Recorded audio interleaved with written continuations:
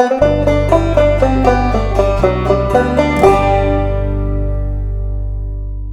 and welcome to Informed Dissent. I'm Lauren Legere, and this is your news of the week for the week of March 14th, 2026. San Jose State is suing the federal government so that they can continue to allow male athletes to compete against women, and as a result may possibly lose $300 million in federal funding. The Supreme Court has revisited Foot v. Ludbow 8 times. A case about whether schools can secretly socially transition children without telling their parents. Justice Kagan says the court should take it. At the United Nations Commission on the Status of Women, the UN's premier women's rights body, the US proposed defining gender based on biological sex. The vote failed 37-1. When the result was announced, the room broke into a standing ovation. 6 countries abstained: Côte d'Ivoire, the Democratic Republic of Congo, Egypt, Mali, Mauritania, and Saudi Arabia. We're really keeping great company on this one. The Commission will now spend 10 days working on women's access to justice and protections from sex-based violence without an agreed definition of the word woman. New York Attorney General Letitia James ordered NYU Langone to resume hormones and puberty blockers for minors by March 11th. The deadline has passed. The hospital has said nothing. And a UC Riverside gender studies professor is calling for the words gay and lesbian to be abolished in the name of inclusion. Wow. For a full breakdown of everything you just heard, head to the LGBT Courage Coalition Substack. We have this full news for paid subscribers in much more detail. Today on the show, Jamie Corney and I are digging into 2 stories: the latest paper from the Dutch clinic, the originators of the gender-affirming care model, and what it actually shows, and a man who identifies as non-binary who recently went viral for his take on gay and lesbian identity, has been sitting on a 7-figure federal grant to study non-binary identity. We'll get to both. Now on to the show. I know. Hello, everyone. Welcome to Informed Dissent. This week for Saturday, March the 14th, I have something to admit right off the bat, which is that I was ill prepared that the children are home from school today. I thought spring break was only a week and started on Monday. So if anyone runs away from the screen quickly, it's because we have to go help the babysitter. Wait, they start spring break on a Friday? Just for shits and giggles. Yeah, they like to really throw a wrench in your life. I feel like this is something that teachers union came up with. I don't even know why we have spring break. What is it for elementary school? To take a break. Is it even? I have a feeling it was. I don't know for sure, but I have a feeling that historically it's probably connected with religious observations that the vast majority of the population well, it used to be, but at one point. It used to be, but Easter is it's like 3 weeks away. Yeah, I'm not talking about 2026. I'm talking about historically how there was a spring break. Yeah. Well, but what do I know? They don't need a break. They go in, they have 18 snacks, they learn a few numbers, they play recess, and they come home. They don't need a break from that. Wow. They do have 18 snacks. Okay, I want to tell you both a story this week. Can I share this story? I know that it's news because this research paper came out this week, but I really want to tell you all about it. I'm dying to know about it. And okay. It's by DeVries, who often flies under the radar for the weight of her responsibility for actually starting this. So let's see what she's up to. Okay, it's Analu DeVries, but also Thomas Steensma is also an author on this. I'll just share. Who are those people? Okay, Briefly, well, very briefly. Why do they matter? Because they're they're they're the the Dutch. progenitors The They are the of the. Dutch. Dutch. Yes. And they started the protocol. I say that in quotes because there's a New York Times podcast called that. And well, let me tell you the story. I think it'll explain a little bit. That's fine. So this research paper dropped on this week on March the 9th, and it is titled Characteristics of Dutch Gender Clinic Referred Adolescents Who Did Not Pursue Gender Affirming Medical Treatment. Making sense so far? Who this Who paper did not? who did not proceed. Okay. So, on its face, this paper looks exactly like the kind of clinical research that you want. So, you want a large cohort. It's a 10-year window. This was supposed to be an honest look at the kids who didn't get medical treatment, who they were, why they didn't proceed, like what happened. So, I read research papers with a bunch of different color highlighters when I read through, and I write a whole bunch of notes in the margins. I'm always kind of asking research paper questions as I go. And anyway, we'll get to the one line that made me drop everything. Okay, so this paper is coming from the Center of Expertise on Gender Dysphoria in Amsterdam. And if you know that name, it's because they came up with the Dutch protocol. Annelou de Vries, one of this paper's co-authors, is one of the architects of the Dutch protocol. And so is Thomas Steemsma, who came after her a little bit. So this study was given IRB ethics approval because what they did is a chart review. So they claim that this paper was written not by doing any tests on human subjects, that they wrote the paper because all they did is they went back to review every single chart from 2009 to 2019. So that's the 10-year time frame. 09, 19.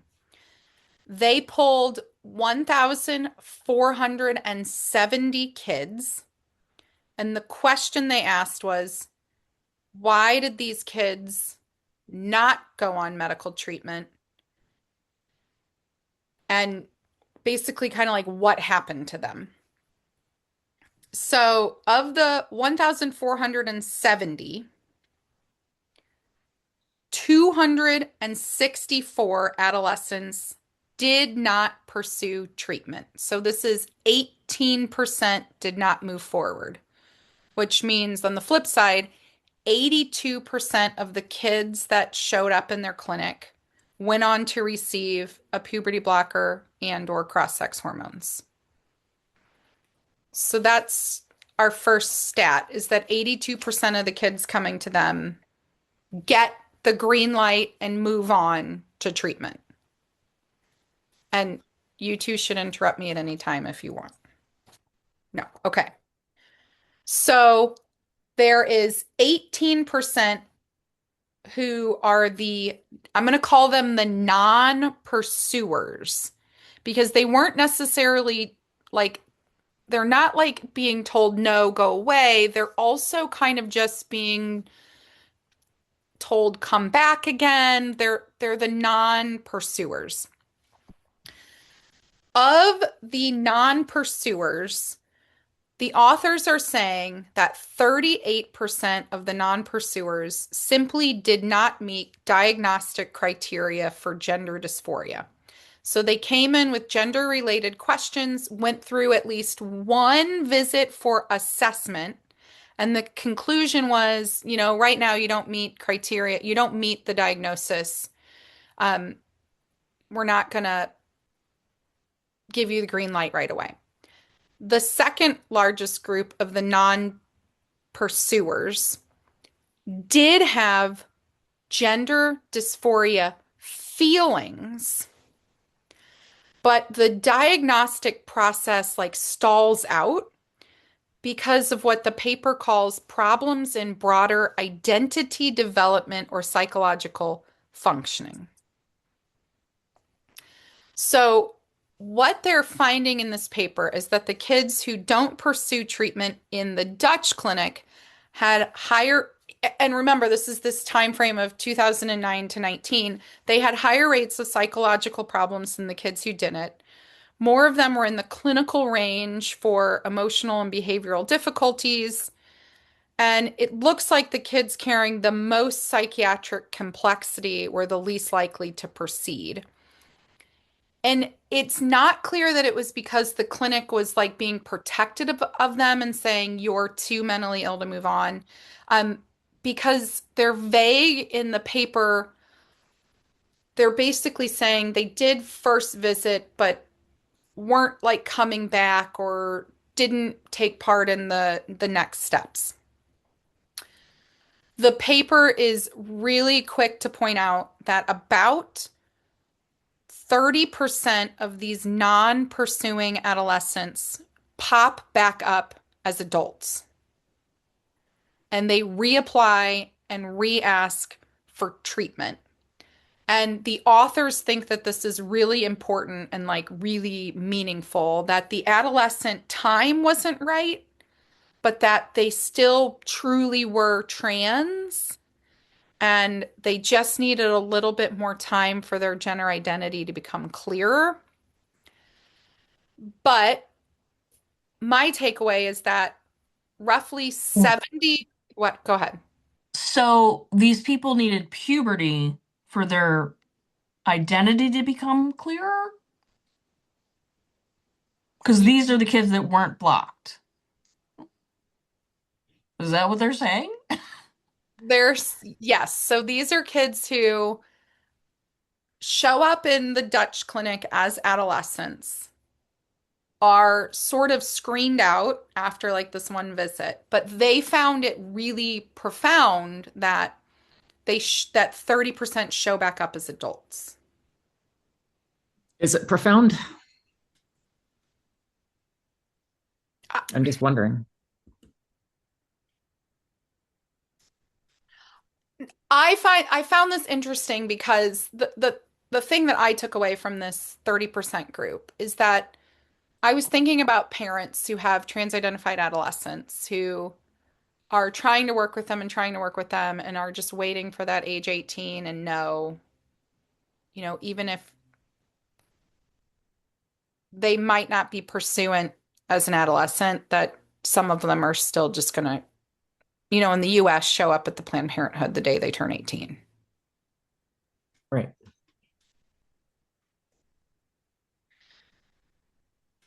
I think it's interesting that about 70% of the non-pursuers who did not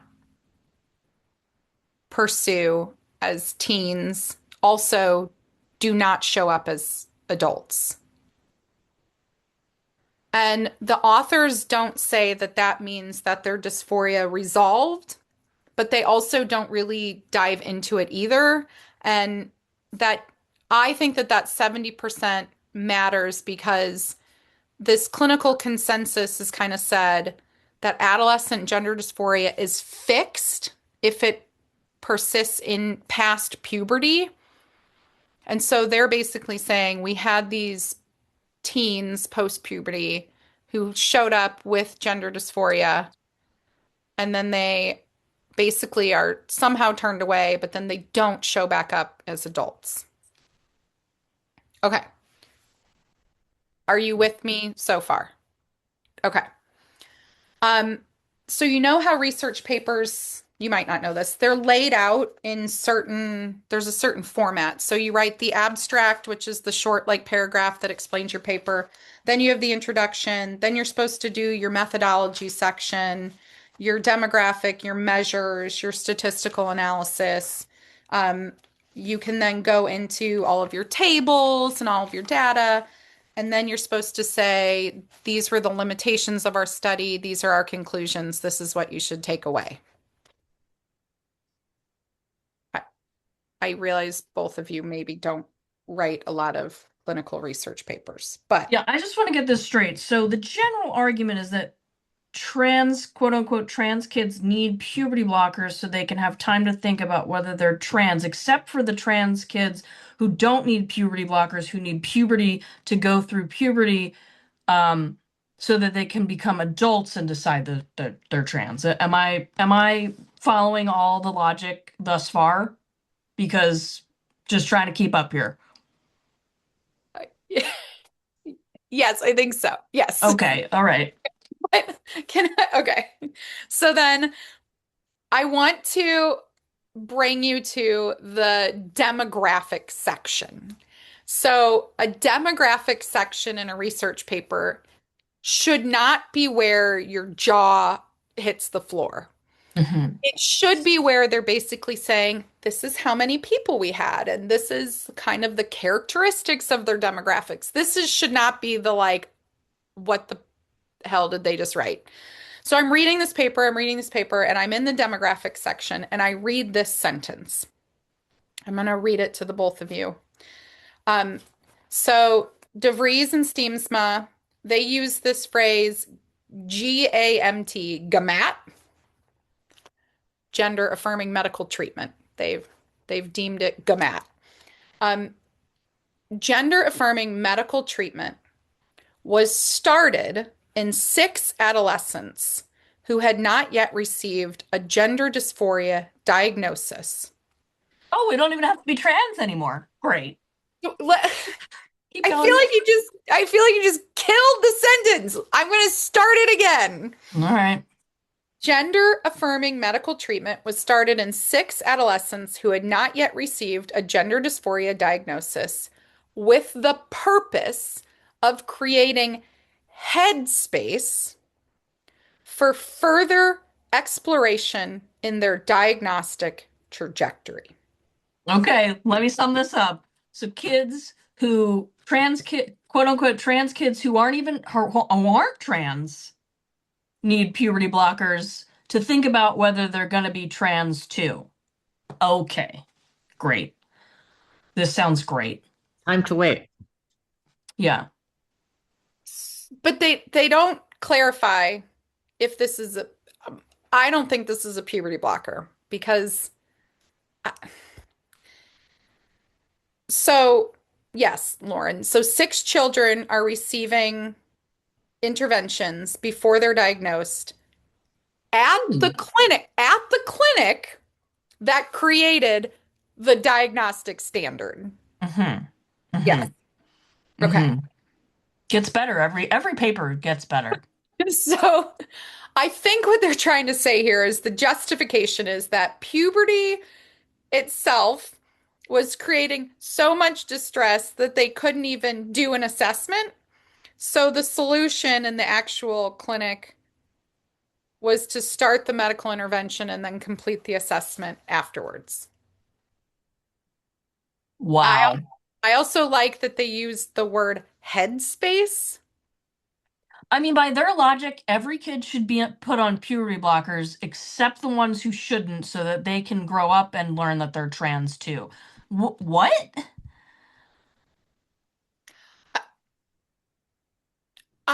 Okay, here's the other thing about How does the, this make sense? the sentence in this paper, though, that this appears in the demographics table. It's not written about in the limitations in the conclusion section. It's not flagged or said, oh, we need to point out that we deviated completely from our own protocol here. They don't acknowledge this at all in any way. Um,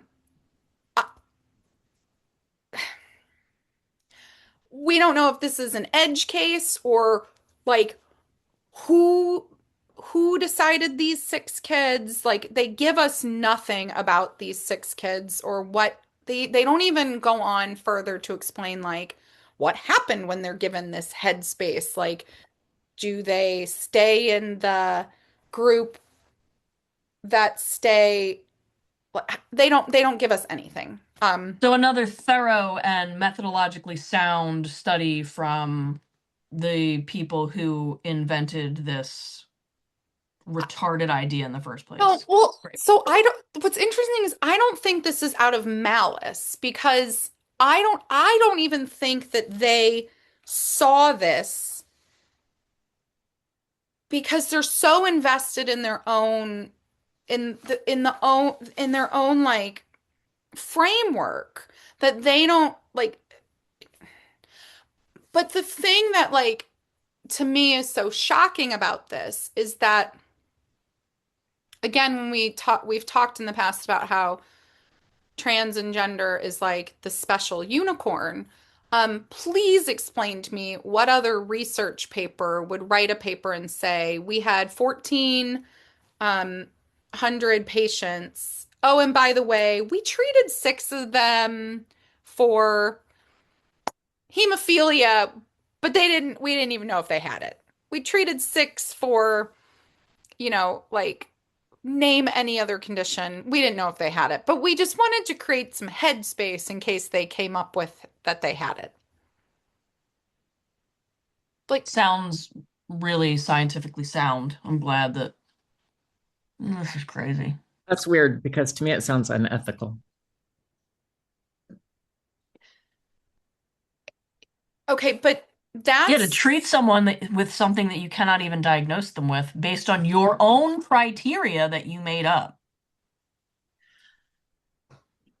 the ethics question is so relevant to me because this paper when we talk about how did this is a study, its own self-contained study. When they went to the IRB or whatever they call it in Amsterdam, they said, we want to do a systematic chart review of every patient that we saw from '09 to '19, and we want to review them for this. The ethics people said, yep, not a problem. Here's your rubber stamp because they don't see the review of these charts as it's not the experiment. What they're getting IRB approval now, the experiment is we just want to review charts. And they're like, oh, yeah, a chart review is nothing. There's no, medical ethics. When you do the chart review, you can't like write up the paper giving away these people's like identifiable health information. But what is astonishing to me is there an ethics violation here for the original study that and were those patients initially even in a study? Were all of the patients that came to the Dutch clinic from the initiation on in a proper study where they all consented in? Yeah, it's just, it just continues to, um, the whole thing continues to just be kind of a cluster. I mean, they just keep building on this false premise. And everything underlies, everything they do is underlined by this false assumption that they already have. Yeah, I mean, I I would Like, love, either way, they're going to make these kids trans. what There's, do you mean either way? Like, because they're saying the ones that we didn't proceed with came back as adults, so they're trans too, and the ones who did proceed, well, we were right and they were trans. So everybody's just trans. As long as you show up, you're trans. yes, and the other questions I have kind of in follow-up is does something change from 2019 to 2026? Is the the non-pursuer rate remain consistent? 82% of a diagnostic rate is also just strikes me as really high. Right. Well, So that was another question I had. Like, in terms of like other, I mean, there's nothing to compare it to because it's the only thing where you self-diagnose and self-prescribe. but I wonder like how many people who I, I think a lot of psychological things are kind of could elbow into that category, Lauren.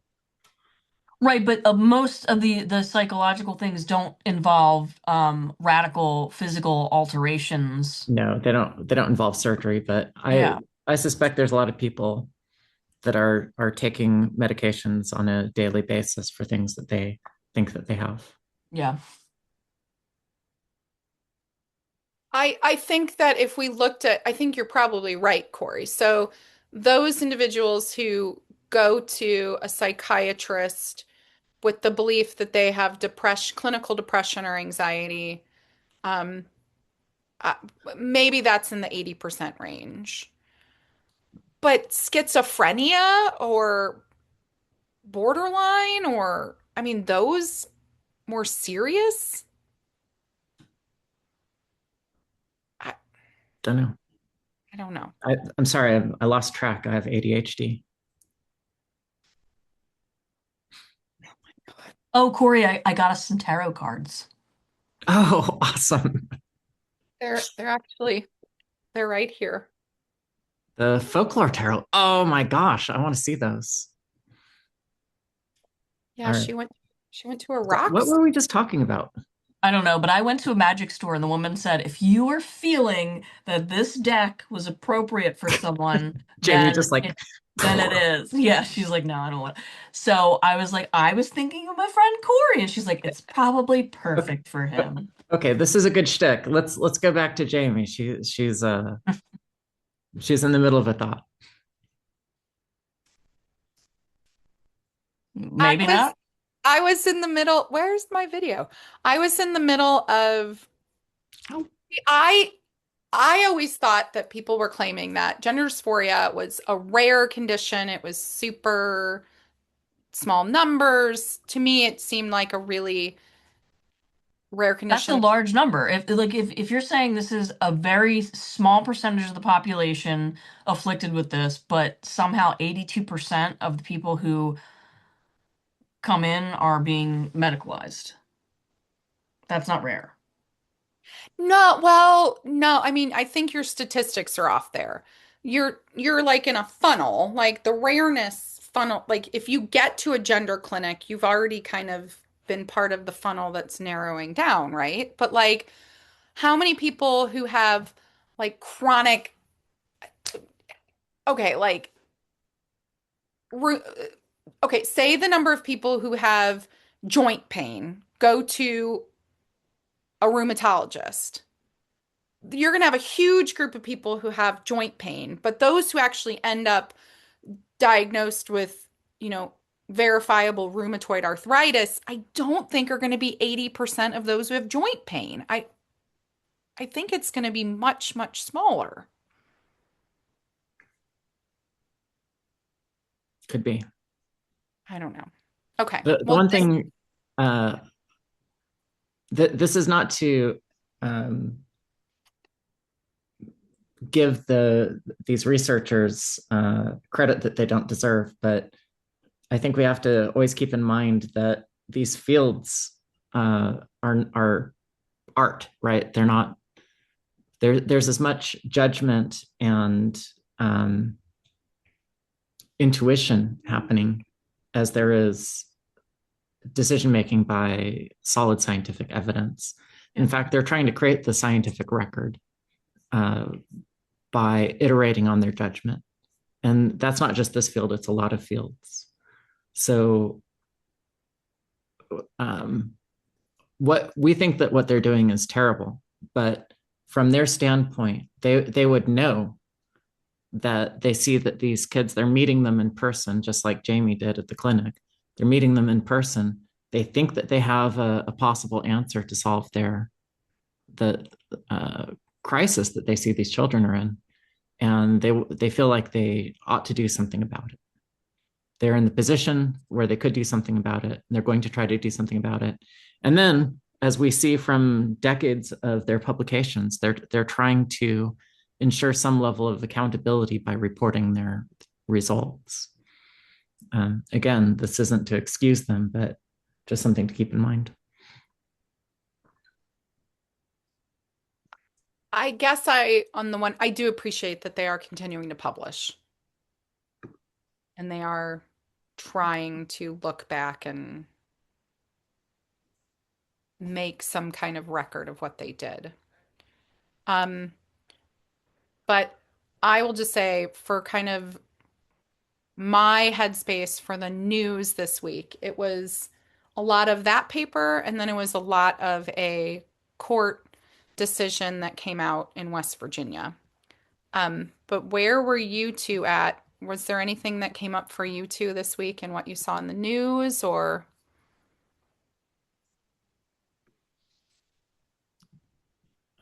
I saw that there was sort of something going around with a researcher, a trans-identified professor, I should say, not a researcher, Oh a God. professor making a claim that Mhm.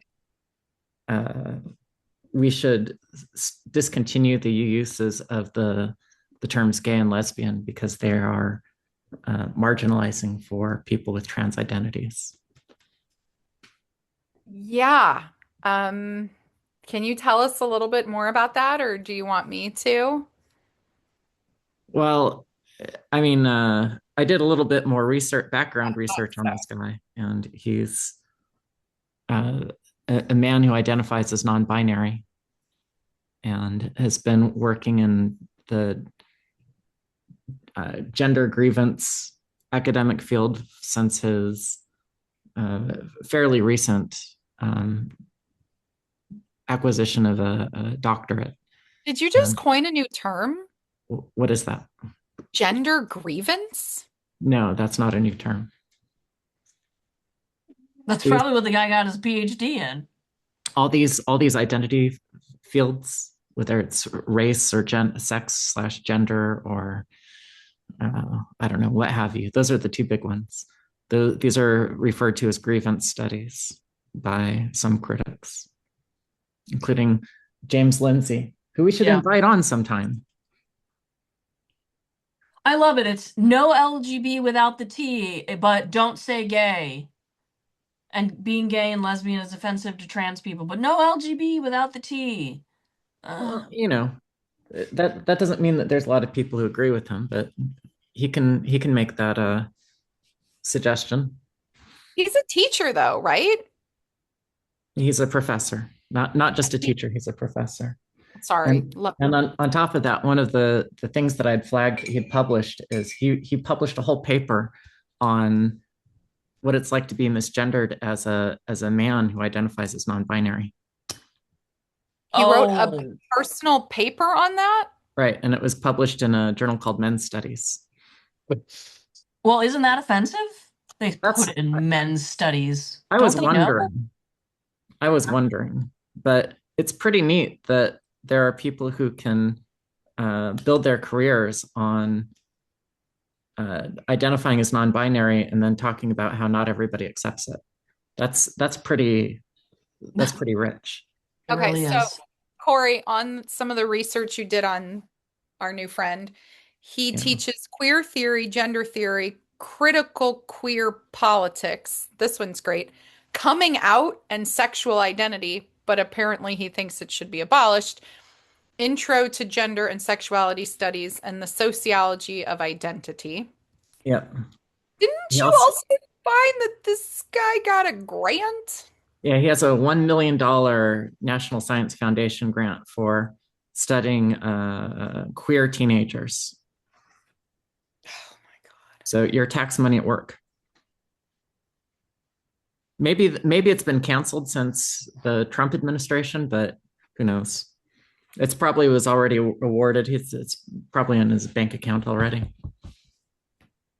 Good Lord. Okay, so, We're in the wrong line of business, let me tell Yeah, you. really? Jeez. but he just, okay, we saw about this guy because he popped up and he was on Fox, I think. Fox He, ran the article, I think, originally. yeah, Yeah, California professor calls to abolish identities like gay and lesbian since they quote harm trans people. yeah. What do you think? Is that a good idea or not? What? No, Corey, I don't think it's a You good know, idea. wait a minute. Is this what got Dan Savage to, Yep, this didn't is what Dan Dan Savage Savage was. Dan jump in on this? Savage, the very long time prominent gay sex commentator. That's probably not the best way to describe him, but it's what I'm going with. Did you call him a gay sex Well, commentator? he's like a He provides commentary. he's like a Dear Abby for gay men, and most of the topics that he touches on are related to sex. So he's not just that. I'm sort of typecasting him. Okay, for some reason, I have no idea where my phone is. Does anybody know what Dan Savage actually tweeted this week about this? Jamie, It's are you sure you're not using it right now to record the podcast? No, this would be a computer. Okay, no, just it's double down. checking. I'm I'm just looking. double checking. It's right here. What did Dan Dan Savage said say? something about I'm a gay man. I don't identify as a gay man. Hold on, I'm sure it's He easily says he found. identifies as a gay man, and then a He bunch of people identifies. replied and said, "Dan, you don't identify as a gay man. You are a gay man."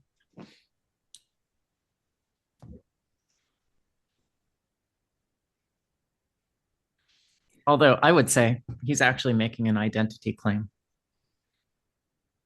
Who is making the identity claim? Dan Dan Savage? Savage. Yeah.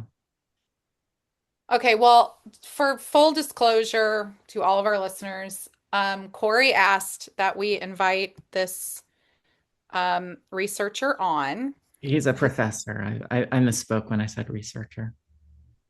Okay, well, his name is Brandon Robinson. I believe we extended an invitation, did we not? We Yeah. extended an invitation, but he's on sabbatical until June. He needed Well, a we'll break. have to He does a circle back. lot, all that mental heavy lifting. He needed a breaky break. Well, if he's on sabbatical, he should have time to record. This is like the best time to be a podcast guest. You don't have anything else going on, right? Yeah, but the paper that you were talking about his own feelings, I think it was Yeah. called Non-Binary Embodiment, Queer Knowledge Production, and Oh, Disrupting the Cis-Normative Field. Notes right, from a Trans Ethnographer. right. This is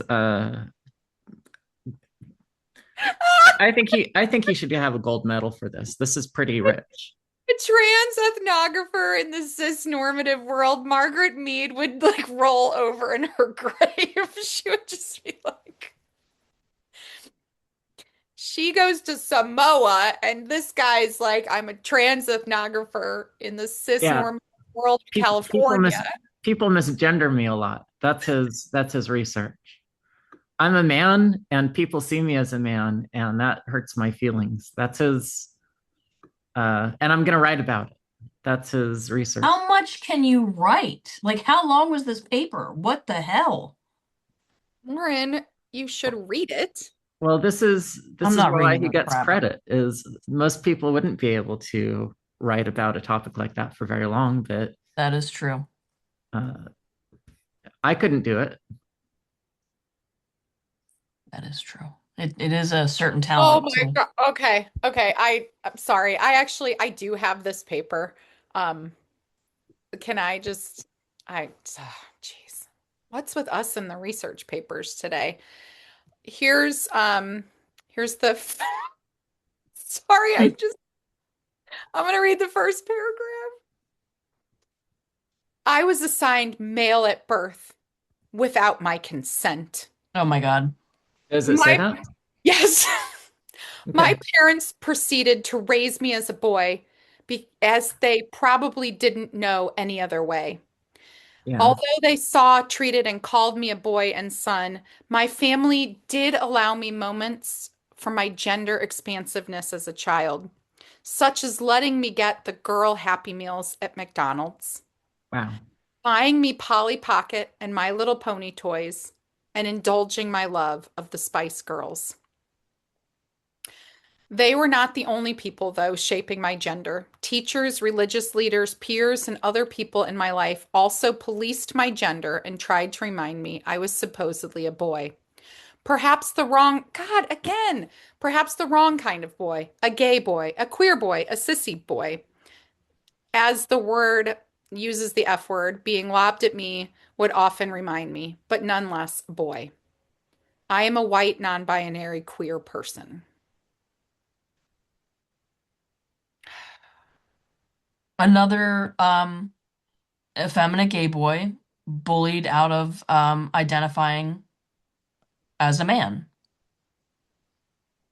Great. Real role model. The theme keeps popping back up over and over and over again. And now I went from laughing to just sad. Yeah, I mean, it's awful.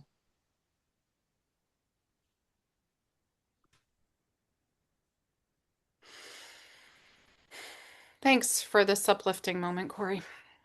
Sure. And he frames it as some kind of victory to opt out of his own body and sexuality. It's like, yeah, it's like Stockholm syndrome.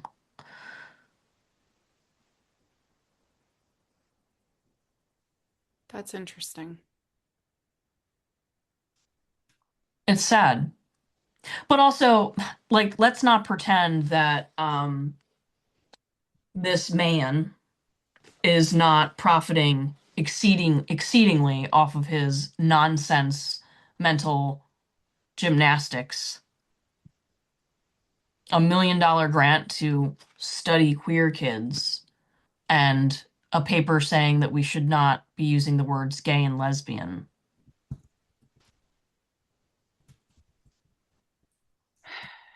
Maybe we should just abolish all of the universities.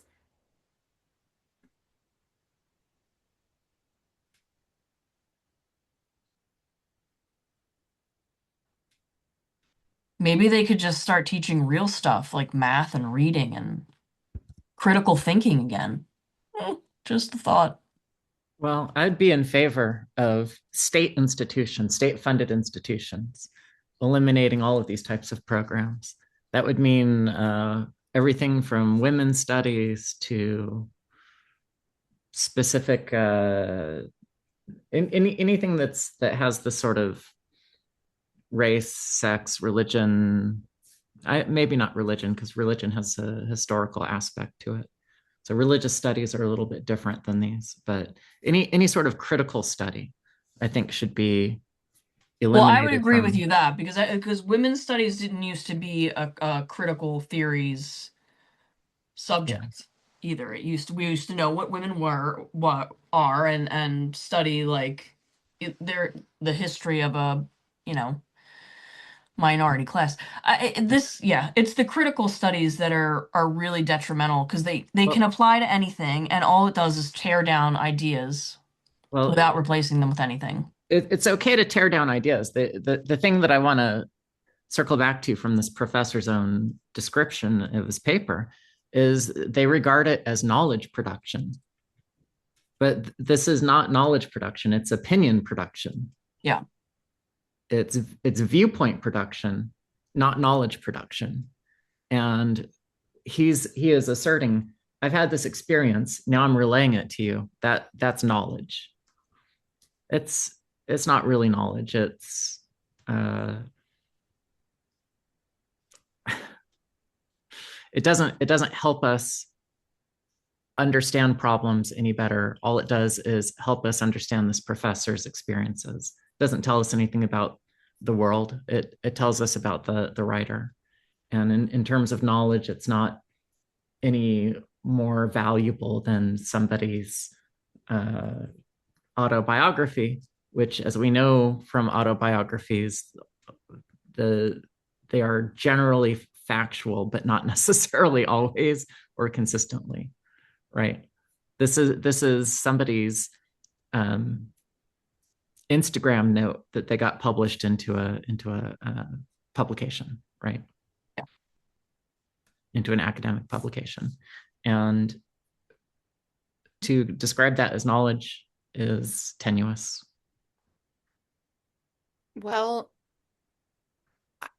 in the conclusion of his paper, though, um, do, do you ever feel like these are just really sad people who are just saying, I want joy and pleasure and embodiment, and they're just sad? But in the final paragraph, he writes, ultimately, we need new ways of doing research and producing knowledge, ways that center marginalized scholars, methodologies, and an emancipatory path forward would be to center the pleasure in our work. Yeah. I don't know what that means. A non-binary knowledge production values and centers pleasure, as this pleasure sustains non-binary people to continue to exist despite a world that says there are only men and women. Yeah. All right, well, I guess Brandon is probably not going to join us on our show. We don't know. The only thing that we do know is that if we call him, he'll be upset. Yeah. But as you know, it's easy for us to avoid referring to a guest who has those types of sensitivities in the third person if they're present with us. The only thing that that guest needs to worry about is how we refer to him absent his presence. Which basically only comes up in the show notes. And I've had this come up already because I'm the one that writes the show notes and I just use people's first names. Yeah, it's easy. It's easy to avoid causing direct offense in those circumstances. And as long as the guest understands that we're going to talk about him afterwards, and it's not our intent to inflict any sort of distress or trauma on somebody, but we're just using factual sex-based grammar. I'll also share with the listeners that I invited 6 other people to come on. Wow. Heard nothing back from any of them, but all of the leaders in the state of Kansas. So the ACLU, the all of the LGBT orgs in Kansas leadership, I reached out to every single one and said, we would love to have a conversation with you, non-confrontational. Let's just talk through what's going on in the state of Kansas. And nobody. I, I'm gonna keep extending invitations. That's my goal. Well, speaking of people who have received invitations, We should Nice. make Lauren, you should make an outtake video of all of our really bad segue statements. Yeah.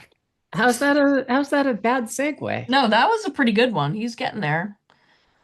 I'm an experienced podcaster. Do you know there's another podcast that We I are not. and we passed our 5-year anniversary, believe it or not. I believe it. We've passed the 1-year anniversary for this one, I believe. I think so. Are you trying to shamelessly plug your other podcast before we do? No. I'm defending my competency at making segues. I have introduced so many guests on Heterodorks, which you can download in your favorite podcast reader. I'm bleeping that out. And because I've introduced so many guests, I could say something like, we're going to talk to Kim Jones, who is the leader of the icons. I'm You're trying to so remember good what at that this, expands Lori. out Yeah, to. oh So my God, good. this has been great. This has been like a 5-hour You forgot. Icons. you don't even know who The you're introducing. independent. Oh, what does icon stand for? Oh yeah, this is great. Yeah, Professional. I am professional. Anyway, listeners, we're about to go talk to 2 other people. We'll keep you guessing. Wow. Okay. And we're back with Jen Say for part 2. So we got into a lot about Jen's history, and we're going to get more today into the actual state of women's sports currently.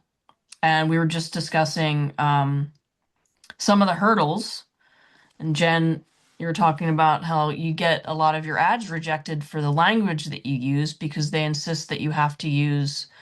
Well, I'll let you explain the ad that you Okay. recently put out or and tried to get some time on major networks with, and they rejected you. Yeah, we created an ad. It was a video ad, but we did like a print interpretation of it. And it was built around the Supreme Court cases and how meaningful those are in terms of what could happen.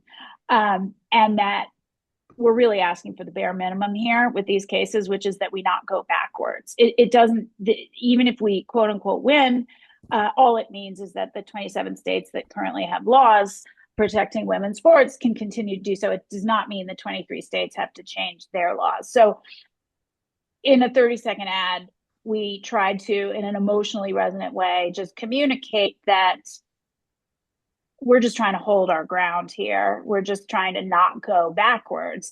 And don't get me wrong, I love the ad. We definitely tried to construct it in a way that would be accepted by mainstream media advertising people. So it was a little less aggressive, maybe, than some other things we do, that we just want to go viral.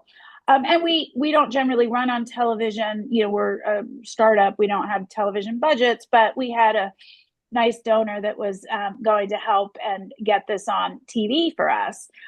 And so we submitted it to all the networks and all the mainstream newspapers.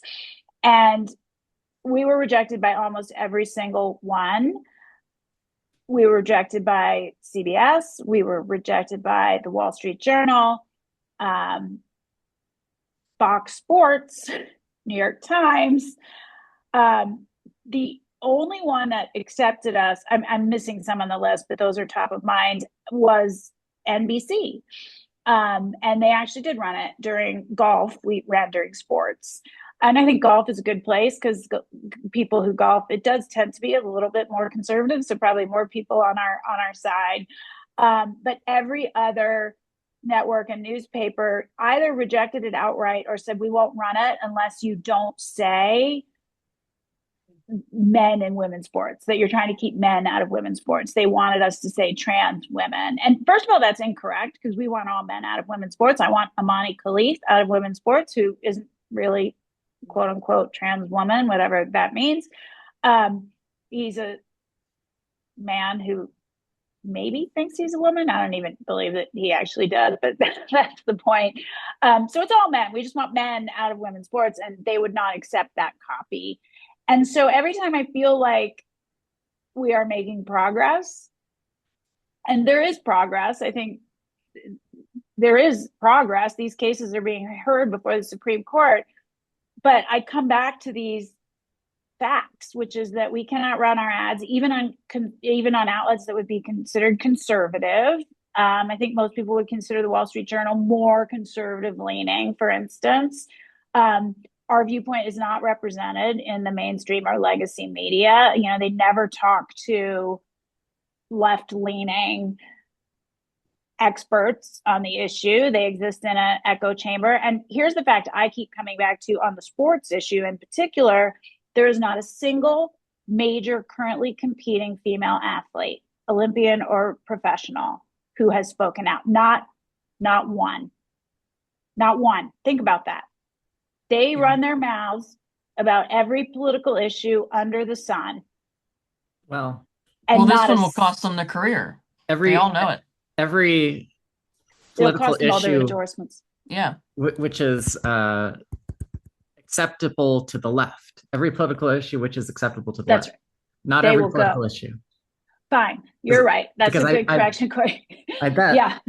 Not taking a position on this, but I bet there aren't major female athletes who've taken strong positions on abortion. Maybe there are. Maybe there are.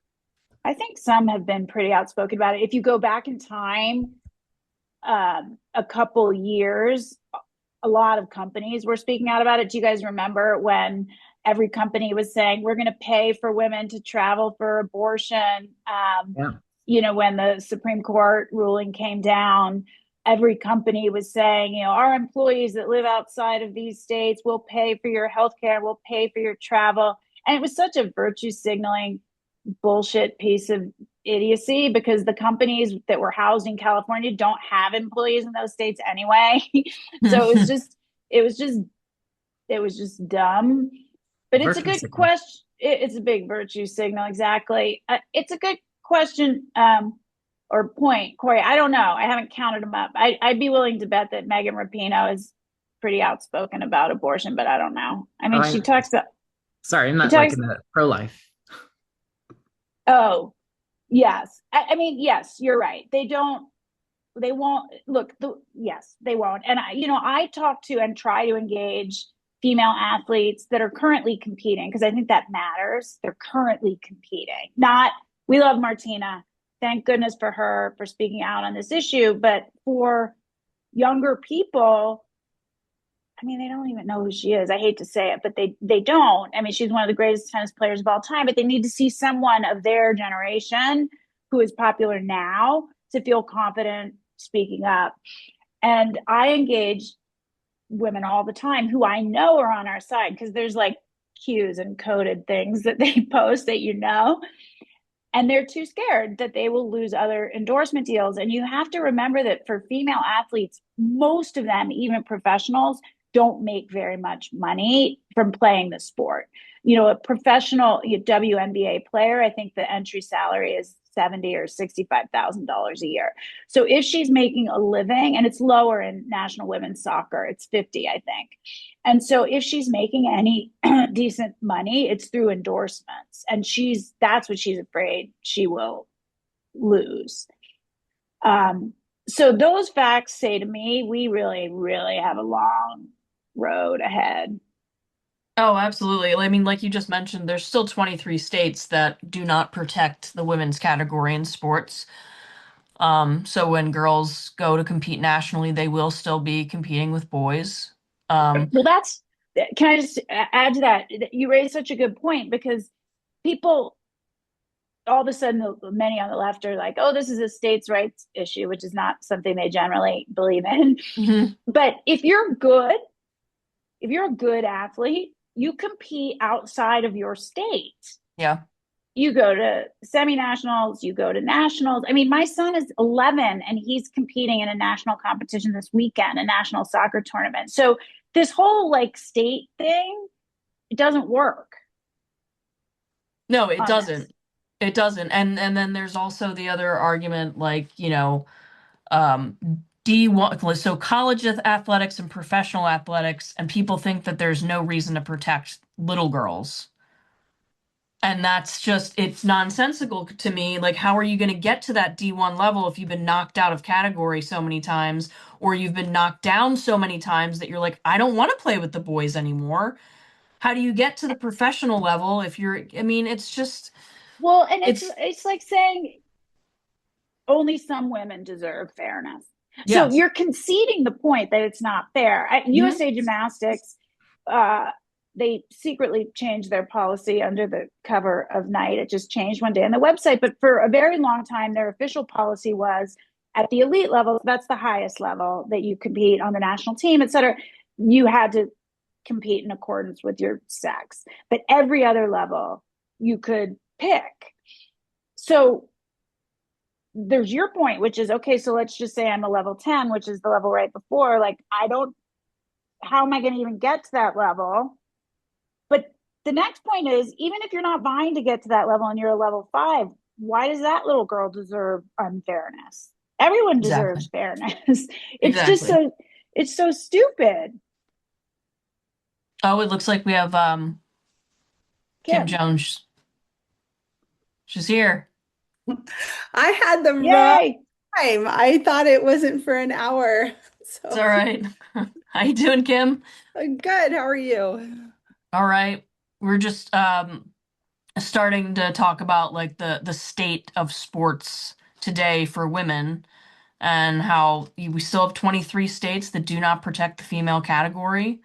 And there's so many arguments that it only matters when you get to elite level competition. And Jen just made the really good point that like, why do little girls not get to experience fair sports? Like, why Mhm. is that where the conversation's going? we're trying to hash out where this is going and how far we have to go, and I think we still have a pretty far way to go, especially since half the country does think this problem has been solved. Well, Well, I think we we all don't know each really. other. Oh. Yes. Yeah, Sorry, we Corey, I go was ahead. going to introduce Kim because I think this is the first time she's been on Informed Dissent. yes, please introduce Kim. Okay. Welcome, Kim. She Thank you. is the leader of ICONS, which is the Independent Council on Women's Sports, and has been quite an effective advocate for raising this issue and persuading policymakers to give women a fair shot. And we all know Kim and have met her, but she's absolutely wonderful, and we're excited that she's with us. Oh, you're so nice. Thank you. Sorry, go ahead. No, that's fine. I would actually say we don't even have protections for women across all 50 states. We are nowhere near half the country.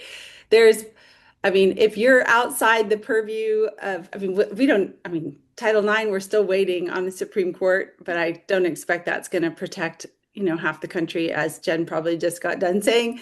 But even there are so many sports organizations outside of the U.S. Olympic and Amateur Sports Act and outside of Title IX. I mean, the U.S. Olympic and Amateur Sports Act covers twice as many women and girls as does the education aspect under Title IX. And any independent or private organization right now that wants to describe women as whatever they want them to, even in red states or blue states, and we're seeing this all over the country, they're free to do what they want. And not a single one of our NGBs underneath the U.S. Olympic and Amateur Sports Act is actually keeping women and girls safe. We know that from tons of different policies that are being enacted right now following the birth certificate model, where there are boys, we haven't, gotten these stories out into the media yet, but there are boys and men competing as women and girls that just have altered identification. And in some cases where identification isn't even checked, there's just like an honesty policy, which, Jen, how long have we known that honesty policies in sports don't work? So I don't take performance enhancing drugs. I don't blood dope. Yeah. I mean, like, we know that they'll cheat in Little League. The high school football teams will bring in players from outside school districts. Like, the honesty policy doesn't work, point blank. We know it. Yeah. So, I mean, in the Olympic movement, in gymnastics anyway, the sport I know best, other countries have lied on birth certificates about the ages of athletes for decades, meaning, the Chinese team in 2008 had girls, there's an age you have to be 15 to compete, and they put 12 and 13-year-olds in, but altered birth certificates. And adding insult to injury, to Kim's point, these boys don't feel like they're cheating. They feel like the culture has told them they are girls and they are women. And so if they have the piece of paper to prove it, that's just further, solidifies the evidence there. I think Kim raises a good point. People don't really understand how fractured the sports governance body is. There isn't one way to wave a magic wand and fix it everywhere. And I think as I was standing in the room back in February last year when Trump, signed the EO, everyone I was surrounded by was like, oh, thank goodness this is over.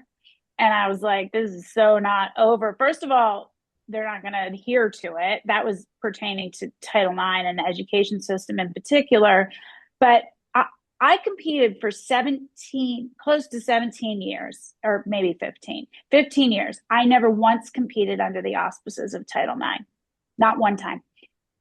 I was only competed in the Olympic movement. I never competed in high school. I didn't compete in, any educational program, only in the Olympic movement. And you did in college, didn't you? Or did you never compete at Stanford?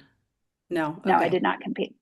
I was too broken at that point to make my way onto the competition floor. Okay, so that's something I think a lot of people are not sure about. So Title IX is only protecting the women's sports category in terms of education and any government facility or whatever. Title IX is a contract law between the government and entities that receive federal funding, and Title IX is only pertaining to the educational aspect of federal funding. So this is why these sports bodies Yes, if you compete Okay. for your high school team, if you compete in college, any sort of institution governed by Title IX, it should protect you. It's not. We know that. Then you have the Olympic movement, and underneath the U.S. Olympic Committee, there are NGBs are governing bodies for every sport. USAG is for USA Gymnastics, and they each set their own set of rules. I mean, they don't have to. The USOPC could say this is the rule you must abide, and here you need proof of you need a birth certificate and a test to prove it. I know birth certificates can be changed, but there's a whole other stream here, which I don't want to forget, which is privately run competitions and races. So, like the Boston Marathon, which has a non-binary category, which is always won by men and but uses women's times. You even have men running in the women's category who say they are women. That's a private board. That's a privately funded race.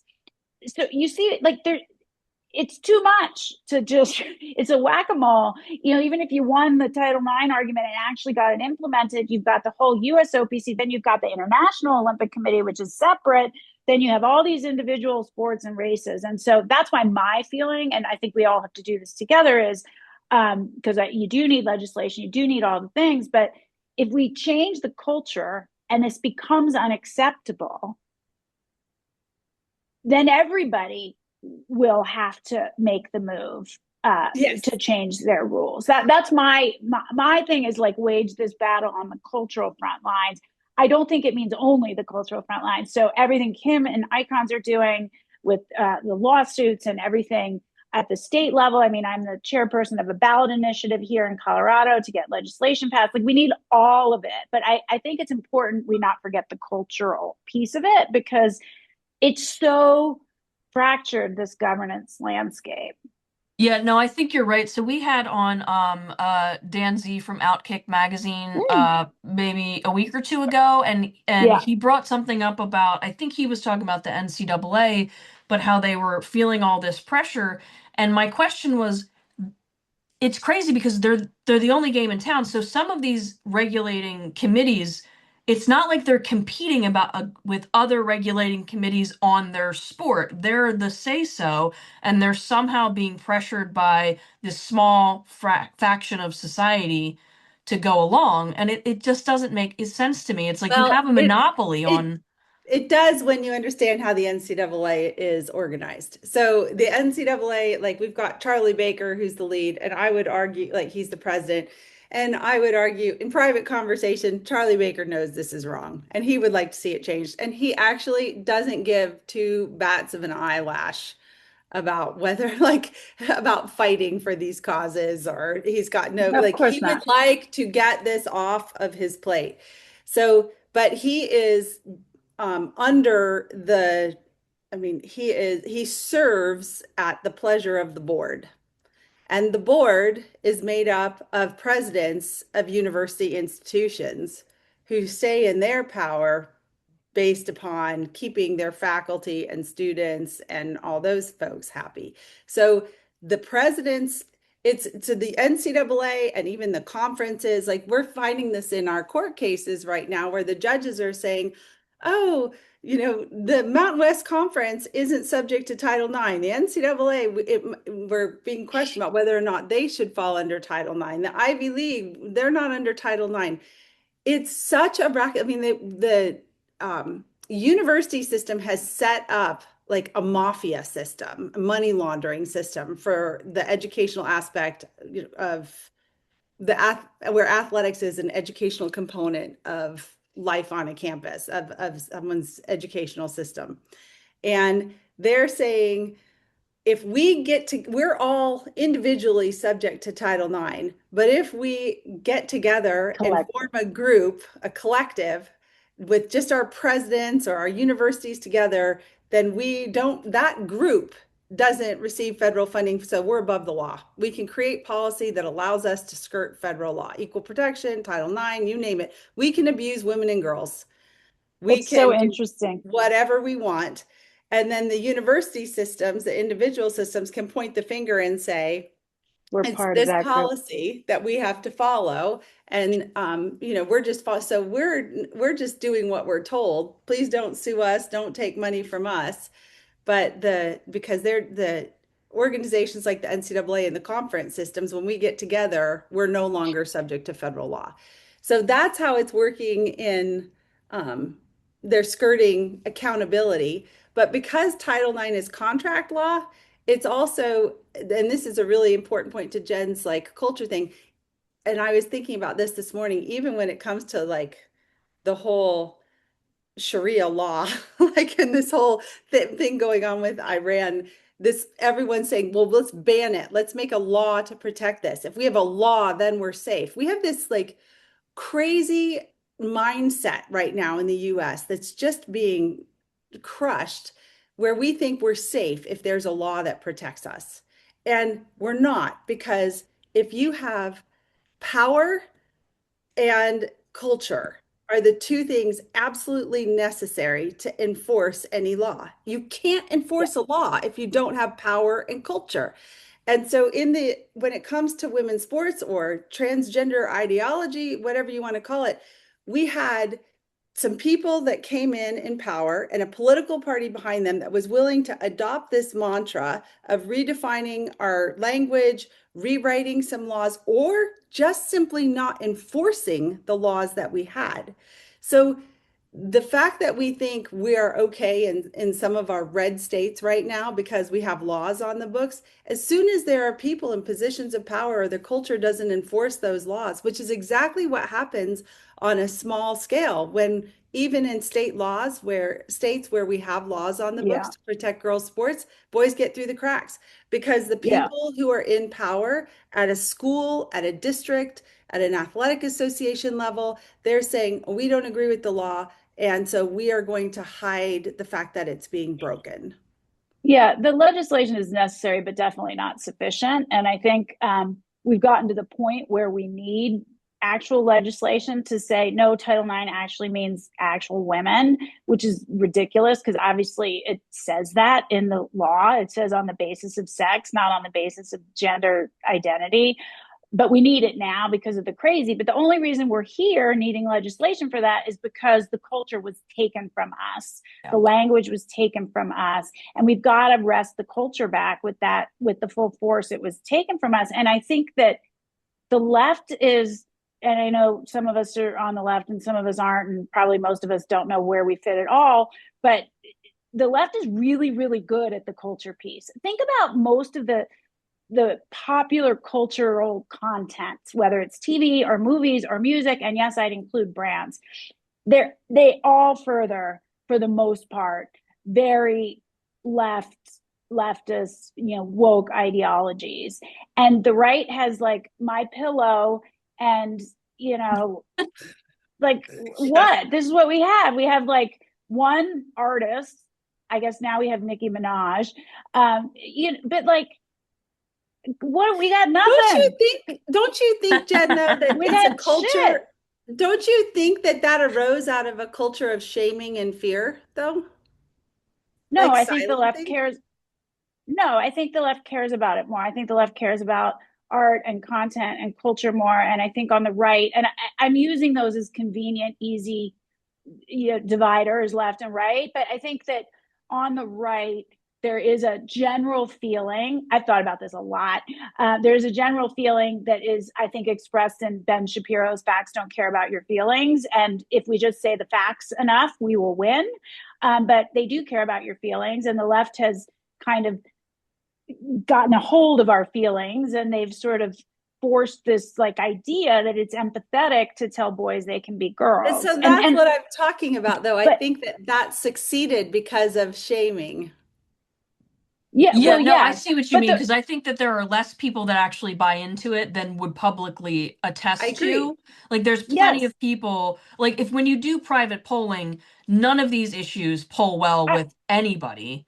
But, totally but yeah, it's a combination of shaming if you don't agree, but also a silent. societal like elevation, a social elevation if you proclaim that you believe trans women are women and that That's trans right. kids And are magical unicorns. Yeah. that's right. And all of these like major kind of cultural institutions, whether it's universities or just the legacy media or the other ones, music, Hollywood, brands, which have become left wing led, they're furthering the message that no one agrees with.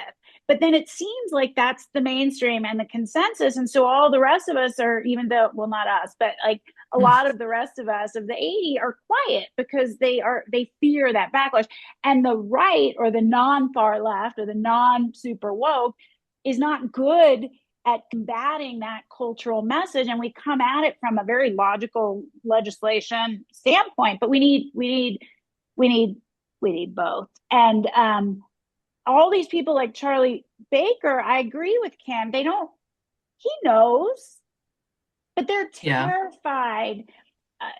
They just lack any and all moral courage at all. That's what I mean by power. When you've got the power, power plus culture, you've got control. But I see Corey's wheels turning. What are you gonna? I want to pitch a book title, if you haven't read it, it's called "We Have Never Been Woke" by Musa El-Gharbi. And he talks about not just trans or gender issues, but he talks about the entire verticality of left, all this stuff, culture domination.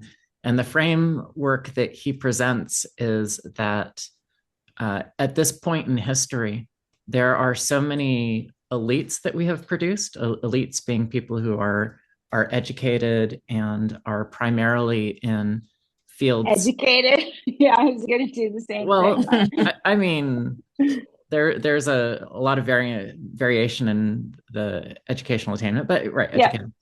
And their work is primarily related to knowledge production or the production of symbols. So claims, media, things that are affect the culture. Yeah. And that on top of that, in order to have any sort of participation or advancement in this elite hierarchy, you have to reflect and repeat the type of ideas that confirm your participation as an elite. So I think that's right. You're one of the tribe. You are one of the tribe. Right now, there's a lot of alignment with the left with that type of production. Yes. But historically, or in other times and places, it's not necessarily left, but in the time and place that we're in right now, it is left. It is left. And the thing that bothers me about reading his thesis is, as long as it is seen to be inclusive and oriented towards social justice and promoting welfare, it doesn't matter at all whether the real world effects are in alignment. What matters is that the perception is in alignment. Right. Smart. True. You just, all those trigger words. But it also doesn't matter if they actually think it. They want to be perceived as believing it, so they get to stay in the club. And one of the things I've observed in my own family, which other than me and my husband are very extremely left, is they are, this relates to what you're saying, Corey, I think. They are more loyal to the Democrat Party and the platform than anything else in their lives. There are members of my family who were Jewish and avowed Zionists, like members of our family, older generations who are Holocaust survivors who died in the Holocaust. And they will tell you to your face that that is the issue they care about. They are single issue voters. That's what they will tell you. They care about the state of Israel. Like, look, we don't have to get into whether anybody here does, but I'm just using this as an example. And then they vote for Mamdani. Because at the end of the day, that single issue that they say they care about will be sacrificed to stay as a good standing member of that elite class, and that's being a Democrat. And I'm constantly amazed by it. And I think cancellation largely is driven because most cancellation is people on the left who violate the party principles, right? Yeah. It's because you're a class traitor, right? I mean, That's what it is. If you're Right. a And they corporate will literally executive, remove your ability to girl, have a life, right? So like girl, you're a traitor yeah, to amongst your their class, we're crew. going to make Yeah. sure you financially hurt and you are no longer of this you are no class. longer welcome because we had a Yeah. deal. Our deal was we would take the money for ourselves. We would give ourselves crazy bonuses, but we'll pretend we're super woke social justice warriors so nobody comes for us with a hammer. And if you violate that, and you say, wait a minute, these policies are not actually good for everyday people, and here's why. And I'm actually adhering to what I thought were liberal principles in exposing this. You will be ousted forever. I am here to tell the tale of that story. Like you will, um, because it's a violation of exactly what Corey described. Anyway, that's philosophical, but I think basically we need all of it, right? We need the legislative push, we need the right politicians, but I think until we change the cultural conversation and that 80 and the 80-20 say it, I don't think we can, holistically win. I mean, Kim said it, just because there's a law in the books doesn't mean, look, when the Civil Rights Act passed, does anyone here believe that ended racism once and for all? Right. Exactly. Yeah, Well, Corey. we just had another example with the Mirabelli case on the shadow docket of the Supreme Court saying that schools cannot secretly socially transition kids without parents' knowledge. And the California Teachers Association came out with a statement like that day saying, no, but we're still going to do that. Right. Well, and that's exactly what's happening in Yeah. sports too. I mean, the With San people who Jose are, State, yeah. Yeah. well, not just San Jose State, obviously putting their foot down and saying, well, we're gonna, sue you back. Yeah. Even, I mean, in completely illogical form, like referencing DNA in their statement was pretty ironic. Did you guys catch that? Yeah. Yes. It's in the So, DNA of our yeah. whatever, our institution. Yes, You're like, right. yeah, you believe in DNA, do you? Yeah, it's nuts. But I mean, even in like USA Cycling, I mean, we've got people telling us that there are, as the boards of these national governing bodies are changing their policy, like board members are in tears. They're saying, I mean, all over not allowing men to compete with women, in some cases in very violent, full contact sports. And you're like, how did we get here? I mean, it's outrageous to think that we are here. And then there's, we've got Irish Dance, which is a separate organization getting ready to host world Right. championships in the US and getting ready to host national championships. And even under executive order, federal law, culture, I mean, we have a lot of social and political pressure right now. There is plenty of cover for any NGB to do the Yeah. right thing. Plenty of cover. And we still can't, I mean, US Masters Swimming, who isn't under the US Olympic and Amateur Sports Act, but is under World Aquatics. So outside of like our US law system, they're a private entity considered here, but is supposed to be following international federation rules, has just released a policy the other day that basically said, well, depending upon your zip code, wherever we host our meets, men can get recognition as women and get all their awards and everything. But if we hosted a meet in Florida or a red state, then you can't compete. The men can't But compete there. I mean, these are insane caveats to a torn apart system where we cannot agree on the most basic foundational principles of life, of biology, of science, of women's rights across our country. How are we going to deal with bigger threats? I mean, it's insane. But it's don't you think, insane. because I totally agree with you, there's plenty of cover. Their perception is, and it may not be totally incorrect, that the vast majority of that cover comes from the right, Mm. which is half the No, no. country. So, Uh, but that's like they don't want, like Seth Moulton, Congressman Seth Moulton, who said he didn't want his daughters getting run over on the soccer field by boys, Democrat congressman who then, had threats and protests outside of his house and essentially kind of walked it back and then voted against the, protection of girls sports. The cover he gets is from people like us and people more on the right, and that's not sufficient to him. He wants cover from his base, which is Democrats, and he's not yet getting that. That's my point about I think that we are the left in particular right now. And I even think a lot of people in the middle are being, well, I mean, honestly, even people on the right are being governed by fear and shame. Yes.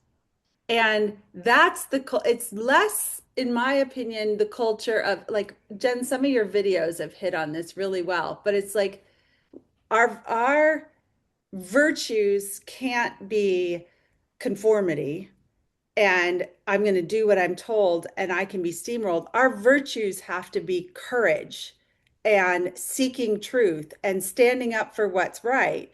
And it's and But speaking up, not being silenced, being demanding debate, demanding our perspectives to be heard. yes, but that's what they think they do on the left. They think Yeah. that they are the most, San Francisco is the most aggressively conformist place you could ever set foot into. And they think of themselves as good trouble. I'm, citing John Lewis's statement about good trouble. And for me during COVID, this was like the thing that was running through my head. All of these people, John Lewis died during that time, and all these people on the left were posting, memes and tributes calling themselves good trouble. And I was like, you are the most conformist people ever in the world. You've never seen trouble in your life. You have never stood up in a room and said a thing that every single person in that room disagreed with and held your ground. Not one time ever. So who are you to talk about good trouble? But they believe they are not the conformists. They believe that they are the ones standing up and being courageous and being empathetic and being all the things. And so we just the way to flip that script and make it clear is, I think, culture. It is culture. Anyway, I don't know how we chip away at it, but that's what they believe about themselves. They don't believe they're good little followers and good little conformists. They believe they are freedom fighters. They are civil rights activists. They equate themselves with, marching across the Edmund Pettus Bridge and getting the shit kicked out of them. They think they're heroes in this long fight towards justice and progress, instead of people that are taking women's rights away and harming children. Well, I think we're all doing our part to try to change that conversation culturally. I mean, just having this conversation is something that a lot of people are afraid to do.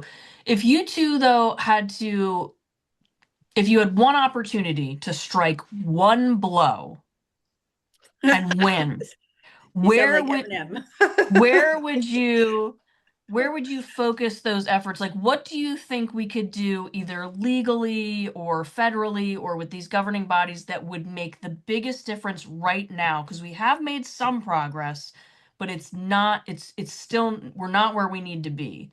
So where do you think we should all be concentrating our efforts to affect some change, at least legally, so that we have some cover culturally?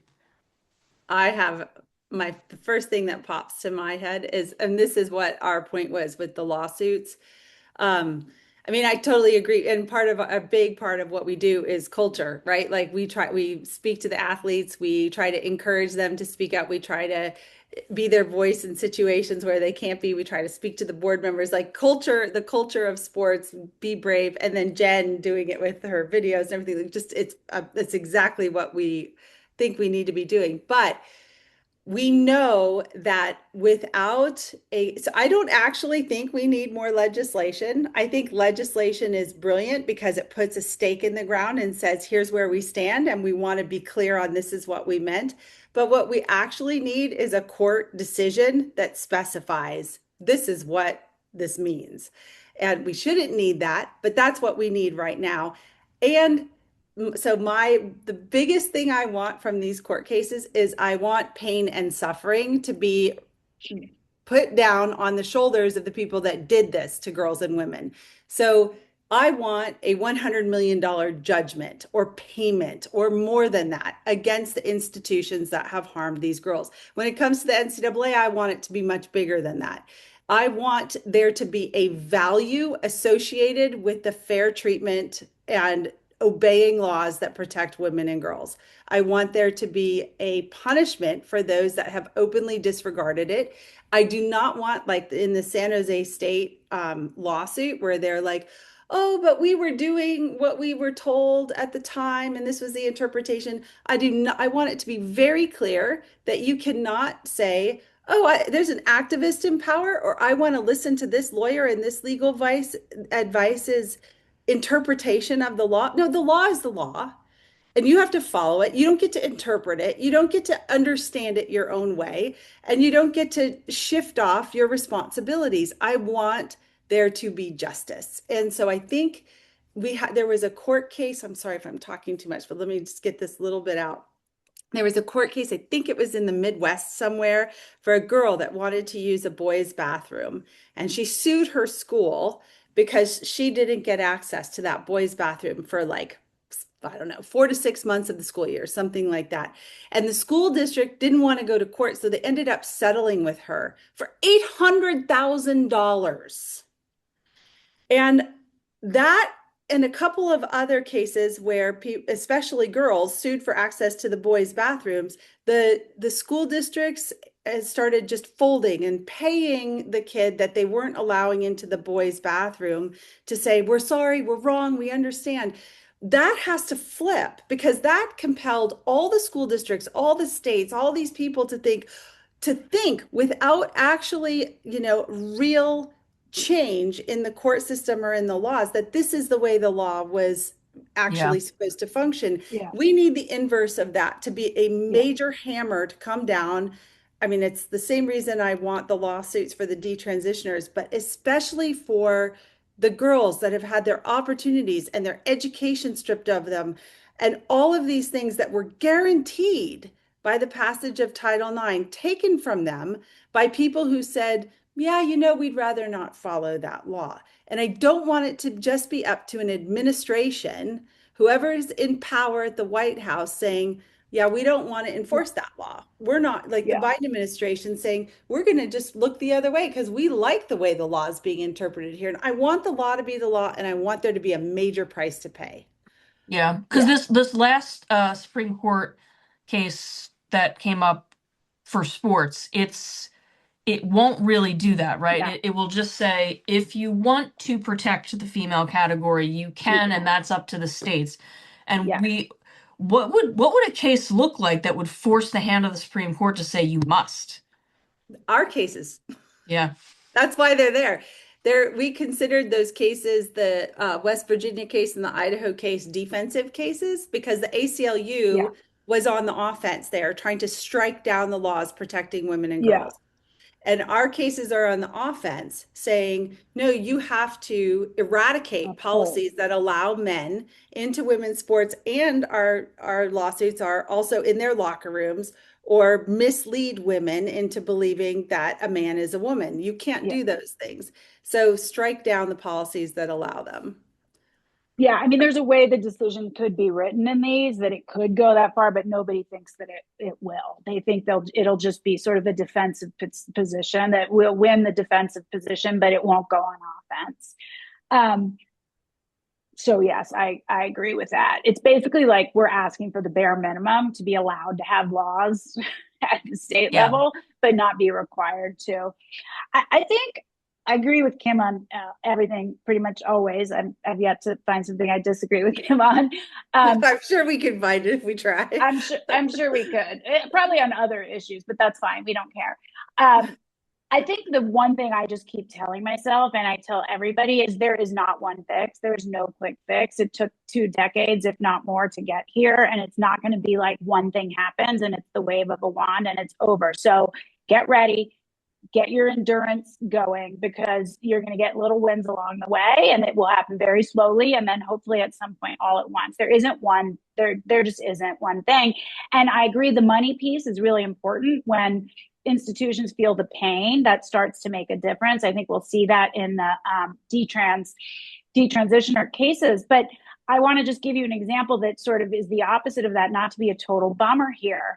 But USA, the athletes who were sexually assaulted by Larry Nassar, there have been, I think, $300 million in payments paid out to these young women from the Justice Department because of the FBI's failings, from USA Gymnastics, that one was 96 million, and from USOPC, and from Michigan, University of, or is it, no, it's Michigan State, sorry.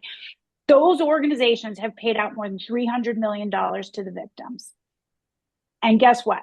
And the head of USAG was fired. He was arrested, but it never went anywhere. Nasser's in prison for life. Do you think there's still abuse in gymnastics? Yeah. Yeah, I have athletes that write me every single day and ask me what to do. So I'm not being a bummer here, I swear to God. But even that, like, that's a massive amount of money, $300 million. And it still hasn't changed because the culture in gymnastics is so freaking old school that they still believe that this abusive coaching style is just tough coaching. And so I think it's better. I don't think it's fixed. And so even that it's necessary, but again, not sufficient. I think what I would like to, I know that's a huge bummer thing to say because we'd love to believe there's this massive judgment and everything changes overnight. But I just I think it just, shifts the fear a it little more in does. the other I, direction. And that's where I I, think we have to go to get the culture I, started. I totally agree. I think on the, what I would like to do that well, one, I want to get this ballot initiative voted for here in Colorado and be the first big blue state to have a law in the books that protects girls sports. Hopefully we'll get that done. I don't know, but we did get the signatures to get it on the ballot. So that's the good news. I'm focused on the culture piece. I want to get 5 major cultural figures now, not past their prime, now, major cultural figures to come out and just vociferously be in defense. They have so much money, they shouldn't care if they lose endorsements or any of it, that they just, with full throated certainty, say men can't be women and women deserve their own sports and spaces. That's what I want to do. And I spend time on it every single day talking to people and trying to get them to say what they already believe. I don't care if they're on the right or the left. It's probably some combination. Maybe no one knows what their politics are. But I think that's a long haul. I think that's going to take me quite some time to get, but I feel confident I'm going to convince someone at some point to do it. But again, it's not like, Charles Barkley has been full-throatedly in defense of women's sports, but I need someone now, like in their 20s or early 30s, who was recently competing or is a major star. And then we need another, and then we need another. Like there just isn't, it's a huge bummer, but there's not like one thing that's going to just cause the house of cards to, fall. We need all of it all the time for a long, long time. And that's hard to hear because we're all tired. Yeah, and that would just be getting us back to like a state of normalcy. Like I Right. think we touched on it like last time, but there without having this monkey wrench of men and women's sports come up, we could have been working on so many other things Yeah. to kind of advance women in athletics. And we're back at like it's not even zero. We're back at like -15 now. Yeah. The Trying to bare get to a minimum. point where we can just have the bare minimum of our own sports. And there's just so many things we could be working on expanding access to sports in inner cities or Yes. All of it. there's Well, just so many things. and sports, like when Jen says she's working on the culture piece, like the sports, I don't know how many of you saw Ross's comment on Malcolm Gladwell and I'm blanking on his name, the interview between the Trevor. two of them. Trevor Trevor Noah. Noah and That's right, Malcolm Yeah. Trevor Noah. Gladwell. Yeah. And he was saying like, oh, if you give up sports, you have to give the trans movement Shut everything else up. they're asking for. No, totally. And Ross Tucker's Not you. comment on that was so good. He was like, sports is the bellwether. Yeah. Like that's how and this is what I've been saying. I remember even talking to Corey about this when, a long, long time ago, like early on when we first met and saying like, it's the public arena. of Yeah. the Yeah. difference of the sexes. This is Yeah. where we're confronted with it right in front of our Yeah. eyes. And this is where sports is the culture of the it's do Yeah. we follow rules? Do we have Yeah. integrity? Do we Do you celebrate believe in champions? merit? Do we Yeah. believe in exact is the last true merit, right? Do Yeah. we celebrate women as different but equally valuable? Like it is how we all rise. It is a way, I mean, there's other intellectual pursuits and there's art and there's music and stuff, but sports is like the pure, like it's not subjective, right? It's not supposed to be subjective. It No, is merit. it's said And gymnastics. so if we see men and women and we see this absurdity play out in sports, it's like, duh, this should rationalize everything Well, else underneath it it. causes everything to crumble because if you acknowledge, if the Yes, culture says women must have their own sports, that's implicit and explicit acknowledgement that it's because men and women are different, right? That's what that right. is. But how frustrating is it to watch those two men tell us what we need to do and tell Hmm. us, sorry, ladies, if you want this thing, you're going to have to give up everything else. I mean, imagine it's like saying, I tweeted this, I think, or wrote about it this morning. If you want the right to vote, ladies, if that's what really matters to you, 1920 suffragettes, you're going to have to give up all the other rights, I, property No ownership, education for you. no Yeah. education for you. And yeah, rape, that doesn't exist because boys will be boys. Corey And is dying to get Yeah. something out. Just He say is. something, Corey. I, Go. I actually want to make an argument for Malcolm Gladwell because I think here's how it should work. We remove males from women's sports, right? But now women have to give all of their unwanted makeup and lingerie to trans women. That's the trade. I'm a huge hate Gladwell hater, so I don't really like anything he has to say.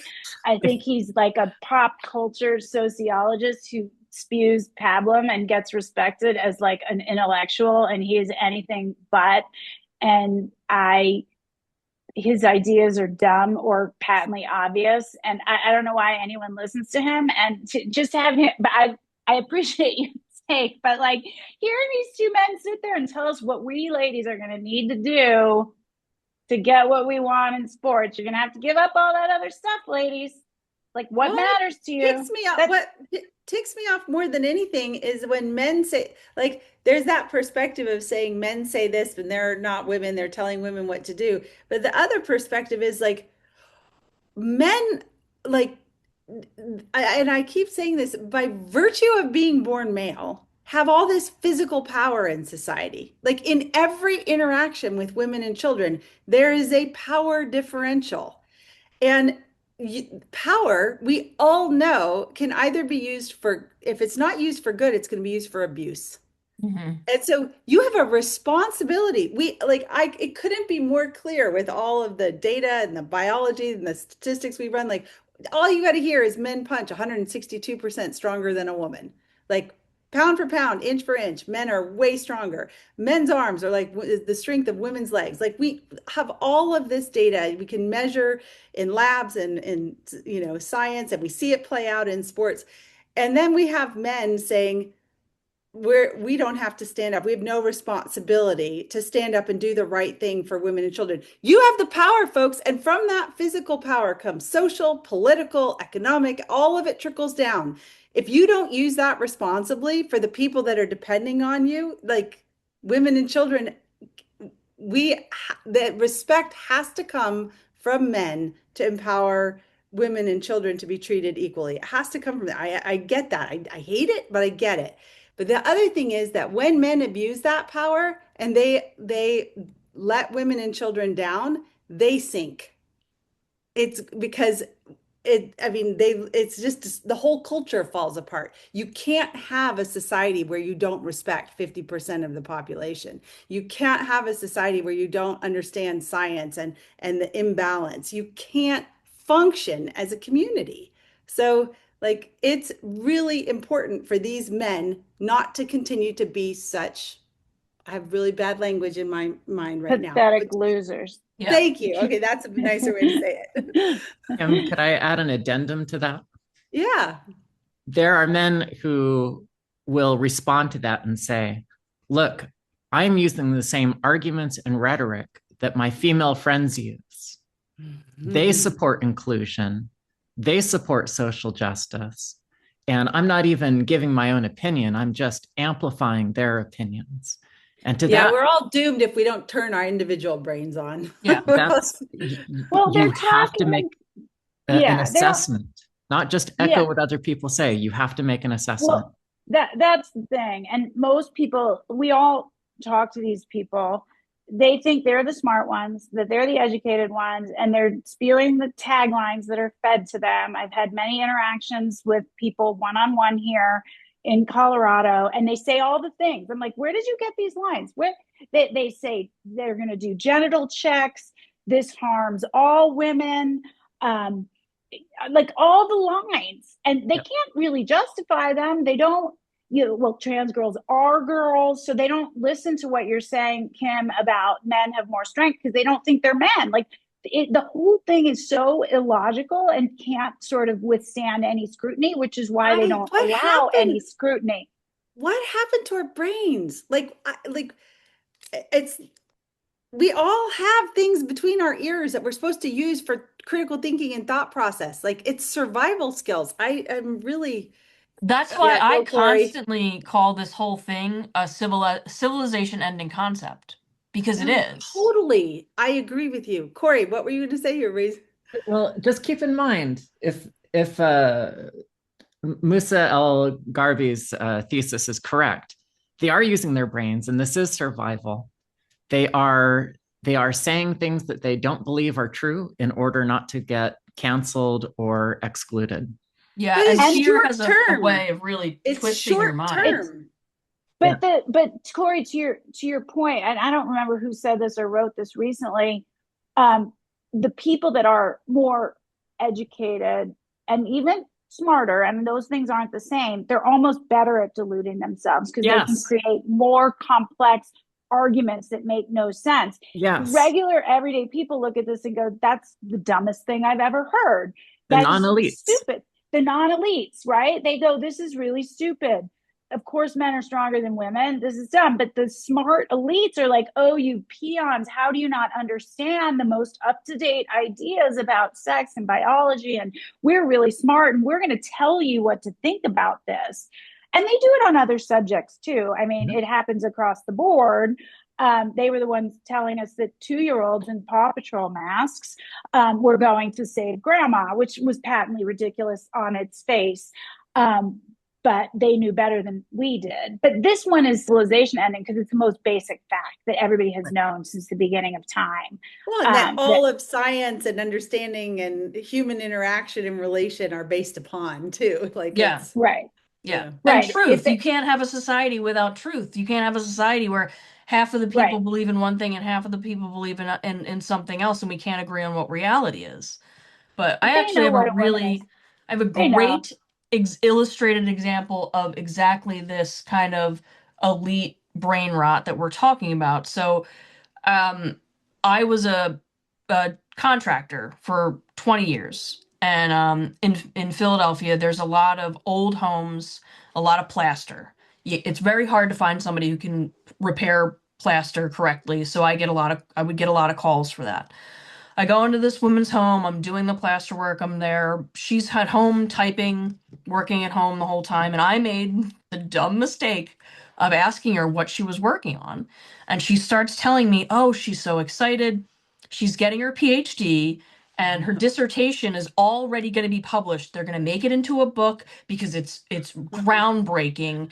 And, mind you, I'm there covered in plaster. I look like just working class Joe Schmo, and you could tell by the way she looked at me after all this interaction. She just thought I was dumb.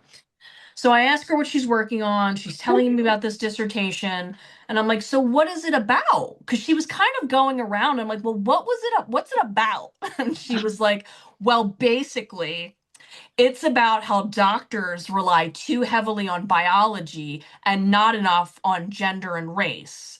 And I just like without thinking When was responded. this? When was this? This was maybe 2 years ago when I was still in Okay. Philadelphia, and Okay. I responded with well, not for nothing, but if I go to the doctor for a hemorrhoid, I sure hope he knows where my asshole is at. And she did not think it was funny. I never Oh heard from no. her again. I finished the project and she was not working in the kitchen typing the rest of the week. So, but this is someone who has she's PhD Yes. educated Yes. and said this with all the conviction of like that she had earned this knowledge and that But I was just stupid because I yeah. didn't get it. Well, you called Yeah. her baby ugly. I did. Get right in her face. Yeah, but she didn't. But what's Worse, also you called her ironic. stupid. Yeah. But what's also ironic was she couldn't fire me because she'd spent 3 months trying to find somebody who could do plaster repair. Right. So I constantly saw this dynamic of we're so much smarter than you, but can Yeah. you please help me screw in my light bulb? Right. So it's terrifying because this is now a book. This person has I mean, I think she was at Penn, so this isn't a joke of a school. Right. Well, I would argue Yeah, it It okay. is. Fair enough. Fair That's a enough. great they're story. notorious for some pretty jokey things. Yeah, Yeah. yeah. Yeah, they are. Ladies, That's an awesome story. I'm so sorry, but I've got to depart here. But please continue. And it was wonderful Nice to see catching you. up with you, Jen and Kim and Lauren. I'll see you around. Nice to see you, Hi, Corey. Corey. Thank you, Corey. Well, I get a similar, what I keep getting lately, I started off, Kim, before you got here, talking about how the harassment that I get has been increasing lately, whether it's the phone calls or the whatever, the threats and all that stuff, because I think they're, a little bit on the back foot. Um, Rather than calling me stupid, though, what they tend to do is try to explain to me that I have been like my brain has been captured by the alt-right fascists. Isn't Been that sort of taken ironic? I've been taken over like by some sort of, dark force. I've been possessed. And I Yeah. don't see that yet, but I will have to come to terms with it one day and reckon with the fact that I handed my brain over to these dark forces. Because Isn't they that can't argue with the pedigree, right? Like they can't say I'm uneducated, I went to Stanford, whatever, like all the dumb things. I have the checklist. So instead, it's that I have been captured, by well, a it toxic isn't that ideology. ironic I because know I would they're argue the one. like it's the same thing. Like they're speaking to their mirror image. Yeah, And but we both feel that way about the other. And so frequently, like my husband always says, you've got to do the gut check all the time. You always have to ask yeah, yourself, am I the one making the mistake? Am I the problem here? right. What am I not seeing correctly? And it's interesting because in this situation, this is not difficult. Like Mm. No, the basic common sense, like you can make a list, science, I can measure this. Let's talk about the facts. Let's lay things out. Let's eliminate mantras. Let's get down to basic definitions. Let's talk about measurable, actual things that we know and the like we know that women have babies. We know that their bodies are formed around ova. We know there's a physical difference. We know what testosterone does. Like we know the effects of androgens on the body are permanent. We know the effects of genetic expression are permanent. Like we I keep double checking those things like, wait, am I being a jerk? You always are asking those things, but it doesn't seem like the well, self-awareness to do that's coming from the other I think side. no, because the propaganda is so powerful and they don't ever get to those facts. They've rejected it before they get to the facts. And honestly, if you give them facts, for the most part, their eyes will glaze over and they stop listening. It's like we've lost that battle at the sort of highest level, like the emotional battle. And so all the facts, they fall on deaf ears. I'm not saying we don't need those, but those are like the last point of defense. And we sort of gave up the first point of defense um, already. Because I mean, it matters. Like the debate that you helped me prepare for, Kim, with Steamboat, I cited a lot of these facts, and at the end of it, I had Yeah. persuaded, I mean, something like 90% of the people that viewed and listened voted that I had won, and they didn't start there. It was much lower to start with. And even the guy I was debating by the end conceded almost every point that I made. He just at the end was like, well, why can't you just be nice and let Right. these, It's a you lot know, of rhetoric. It's a lot yeah. of rhetoric. And actually we interviewed Derek Jensen. I don't know if you guys know who he is, Deep Green Resistance, but he's Mm-mm. spoken about this topic a lot. He's a professor, intellectual, and he gave the example of how like you really can't rely on rhetoric. So he gave the example of like you go to this white nationalist website that people are calling a hate group, and they're across the screen it says we're not a hate group, we just love white people. And he said, well, you can either say you can't rely on rhetoric, or okay, they're not a hate group. So you have to have some level of critical thinking and some base knowledge, or you're just relying on mirroring these slogans like we hear all the time, trans women are women. And they are such thought terminating slogans Yeah. that people can, because they're taught that it's not rhetoric, that it's a Fact moral based. imperative and it's a Yeah. fact, they can't get past it. So when you start Yeah. questioning them, that's where all these conversations end up so circular. You'll make your point, you'll make Yeah. your point, you'll make your point, and then they'll And be like, "Well, trans women are women," and it's like, Yeah. ugh, I just Yeah. want you to replace the word with its actual definition yeah, and that like just put in place. If I recite that mantra, what you're really saying is men are women. yeah, And Yeah. I then what world do you live in? yeah, yeah. I it does end up circular like that. Lauren, I mean, the one kind of conversation I say all the time that I had with this woman here in Colorado, she thought I would just back down instantly. She asked me to not have my daughter wear a certain T-shirt, and it went on for 10 minutes. And every sort of tagline she spewed, I had a response to. And at the end, she said, "Well." She was trying to build a bridge, you know. And she said, "Well, at least we can agree that we all care about girls. I just care about all girls." So it hmm goes back to the, trans women or trans it girls goes back to are the girls. rhetoric. And Yeah, it just ends because she can't really argue the point. And so it took a long time to get the culture there to repeating that pablum and those stupid phrases. And it's going to take a long time to unwind them. And it's going to take laws and facts and taglines that replace that tagline that are actually true. And it's going to take emotion, and it's going to take because they feel like they're being empathetic towards this vulnerable population. It's going to take them seeing that they are being dismissive of half the population, and they deserve our support and empathy. And, girls and women not just are different, but deserve all the things that we think they deserve. They don't see it that way. They don't see that they're taking from girls and women. They see that they're being nice to boys who think they are are girls. And yeah, I just don't see a shortcut to undoing this. I just don't. It's like, I think I might have used this example last time. If you gain 100 pounds, you're not going to diet one day and lose it overnight. And like the culture gained 200 pounds of lies here, and it's going to take just as many years to chip away and unwind them and get us back to truth. And I hate it because I'm really tired too. Um, but you got to celebrate the wins and then I guess keep going. yeah. I think what I see happening too is that like right now it's a lot of very young women who are defending the boys and girls sports and just the trans in general. And I try to think of myself when I was 20. And I feel Yeah. like there's a huge difference in how I understand not just myself as a woman, but my place as a woman in the greater context of society that that has really changed in the last 20 years, right? Like at 20, Yeah.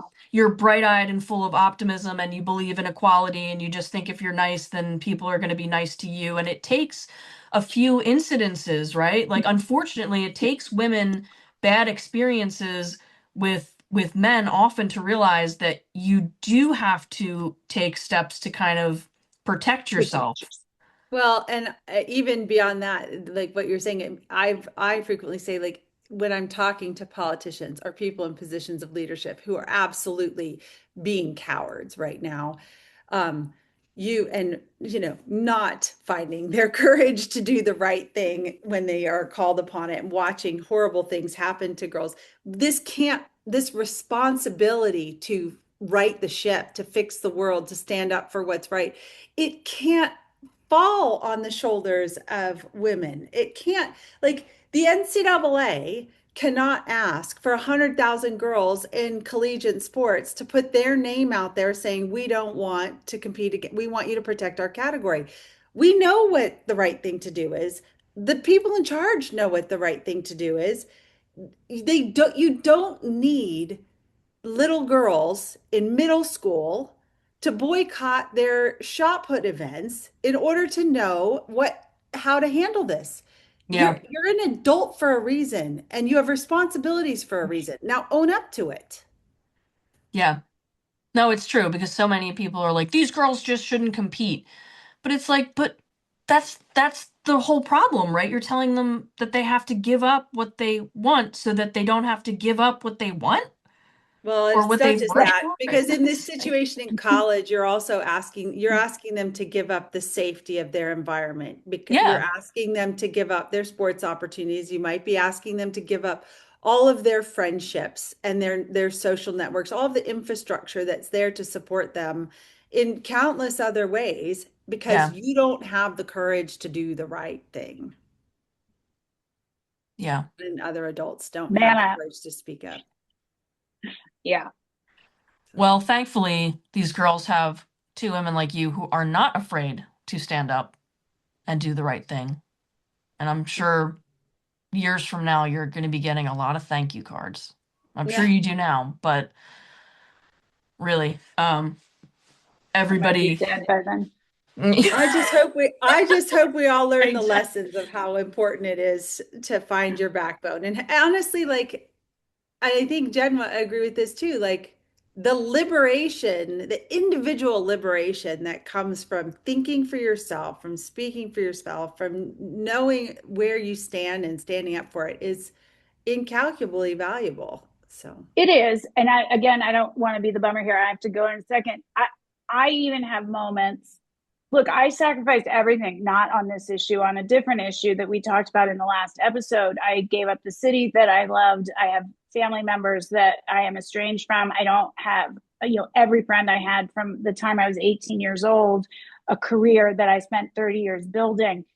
If you don't think I have days where I'm like, why didn't I just keep my mouth shut? I mean, I don't do it obviously because then I find my backbone even more and I go, I'm going to keep going. But in some ways, my life would be incalculably easier if I had. And so that's the enticement. Now, it's not me, it's not my makeup. I could never have done it. I didn't think about doing it, not even for 1 second. But I get it. It's hard. I mean, I have empathy, and that's why it's gonna. I think it's important to remember that because that's why it's hard to get people to join us because there are costs, at least in this stage. There won't Yeah. be later, but there are right now. And look, we have athletes that reach out to us all the time, or that we reach out to that don't totally get what we stand for. They just think, oh, this is a brand, and we'll get some money, or they do kind of understand, but they don't understand. The fully. risk, and I explain it to them. I say this is, you have to be fully on board and you have to be ready. And we have in fact had a few sign with us and then asked to undo it because we announced and they got some, a mean DM or something. And so, most people don't, now these are young women, but most people don't have the wherewithal to weather that storm, and they want to join after it's like 30 or 40% of people have joined, Yeah. when it's much much safer. So I'm that makes me seem like a coward, that I say there's people who, I'm gonna put some icing on the top of that to make okay. it sound a little better. And that is Okay, that I think sorry. the costs of not speaking up are always greater than the cost of speaking up I totally in agree. the long run. Yeah. I So totally agree. it's just I think, and this is something that Corey was talking about earlier too, like a lot of this, when we're talking about the people who are bought in to have their social network or whatever, I think a lot of this can be solved if you're like, I'm looking at the Yeah, long road, play the long long game. haul. Where do I want to be? What do I want to Yeah, be remembered for? totally, How do I want to grow as an individual? totally. What example do I want to set? Like, if you are looking further down the road versus I the agree. comfort of right now, you're going to make a very different decision. And I do think that I the agree. costs of not finding individuals and even groups of people with that kind of courage and throwing yourself along with them when you find those people are a lot greater. So I anyway, totally my agree with you. brava. And no, I agree with you. And I think the only reason I say what I say, which I don't mean to be a bummer, but just a reminder to myself of the kind of influence we need to have to really build a larger coalition and the resistance and why it is there. I think it's important to understand that when you engage people and convince them and use that argument, Kim. And what kind of person do you want to be? And I never for 1 second, I would have been like, my soul right now would be just dark and crushed if I had made the other choice to stay quiet in several instances, in the past. So I am with you, but I think we need to understand the Where they're pull coming from, for of the sure. short-term benefits of not saying anything to be able to approach them and bring them on board and build a coalition. That's kind of Agree. all. I don't say it to be a 100%. total bummer. I say it No. to strengthen our argument. No, I'm sorry, I ladies. mean, I completely understand why the women in the Ivy League shut down once the people that were like their athletic directors and coaches in the Ivy League was coming after them. And just, I mean, Yeah. bullying works.